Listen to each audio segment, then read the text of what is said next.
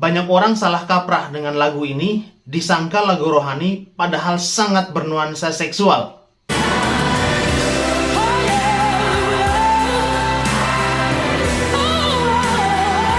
Oke, melanjutkan video saya sebelumnya yang sempat FVP. Saya yakin kalau teman-teman melihat video ini, artinya teman-teman sudah melihat juga video saya sebelumnya tentang 5 lagu yang sering dikira lagu rohani, tapi ternyata itu bukan lagu rohani.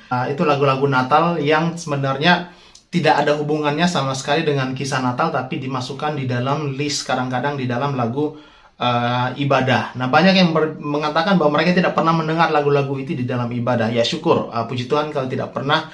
Tapi saya membuat video itu berdasarkan pengalaman pribadi saya beberapa tahun yang lalu, dan biasanya kalau di tempat-tempat di daerah yang mungkin orang-orang tidak sangat familiar dengan bahasa Inggris, lagu-lagu seperti ini sangat mudah terselip di dalam konteks ibadah, dan itu pernah saya alami. Saya pernah melihat, bahkan saya sebagai salah satu pelaku beberapa tahun yang lalu dalam gereja itu kita menggunakan lagu Jingle Bells, dan setelah ibadah Natal baru saya berpikir, ini Jingle Bells ini artinya apa? Karena kita terlalu familiar, walaupun saya belajar bahasa Inggris, tapi saya tidak begitu perhatikan, karena ini sudah menjadi kayak latahan kita setiap tahun. Hanya ketika saya mulai melihat satu persatu lirik lagunya, ternyata itu menceritakan hal yang tidak ada hubungannya sama sekali dengan Natal.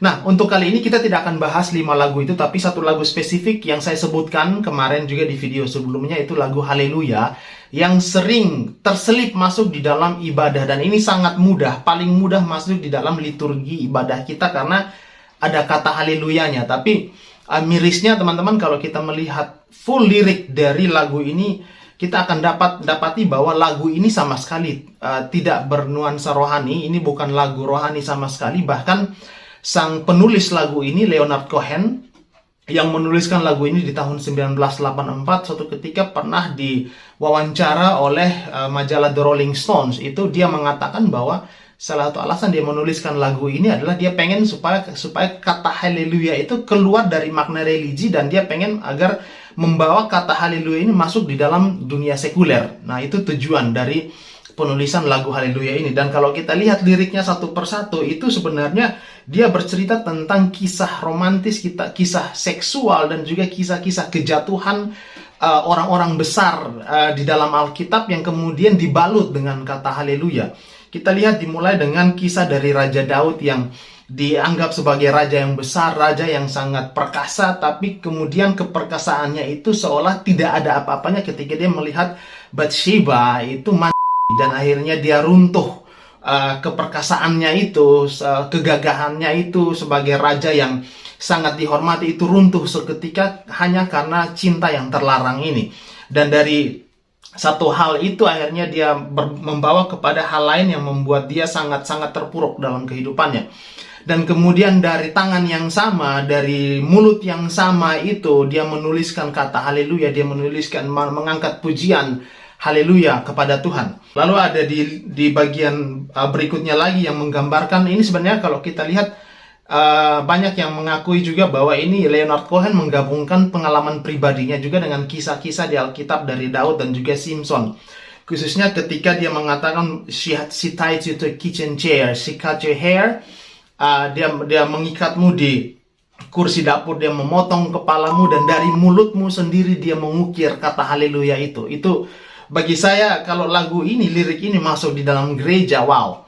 Nanti teman-teman akan sadar betapa mengerikan lagu ini di dalam gereja kalau ada audiens yang berbahasa Inggris atau ada orang bule di dalam gereja, maka mereka akan heran kenapa lagu ini bisa masuk di dalam gereja, karena lirik-liriknya ini sangat sensual dan sangat-sangat tidak menggambarkan ini lagu rohani. Ini menceritakan tentang, kalau saya kasar-kasarnya, semacam olokan terhadap kerohanian yang kemudian kerohanian yang munafik, yang kemudian dibalut dengan kata haleluya. Itu kisah dari lagu ini.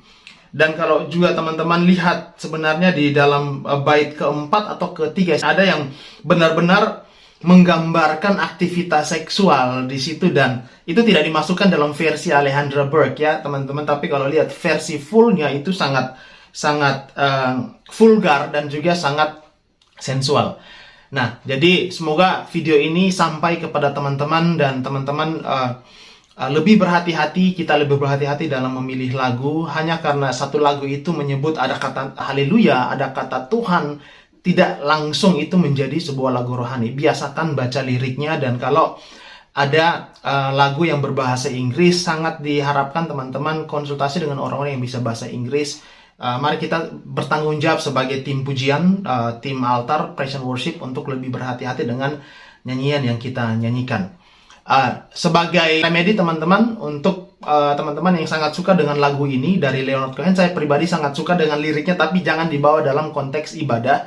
Kalau teman-teman pakai yang versi rohaninya, ada seorang penyanyi Kristen juga yang bernama Lincoln Brewster. Dia membuat lirik yang rohani dari versi aslinya dari Leonard Cohen ini, judulnya Another Hallelujah. Nanti teman-teman boleh lihat versinya, silahkan lihat di YouTube atau di internet. Itu ada versi fullnya dan juga liriknya dan juga nadanya sama persis dengan lagu ini. Nah, semoga video kali ini bisa mengedukasi kita. Kalau teman-teman ada yang pernah menyanyikan lagu ini, boleh dong komen di komentar ceritanya seperti apa, kenapa bisa masuk di list lagu gerejawi. Dan kira-kira kalau ada lagu yang teman-teman pengen kita bahas di sini, boleh taruh di kolom chat ya. Selamat Hari Natal, Tuhan Yesus memberkati kita semua.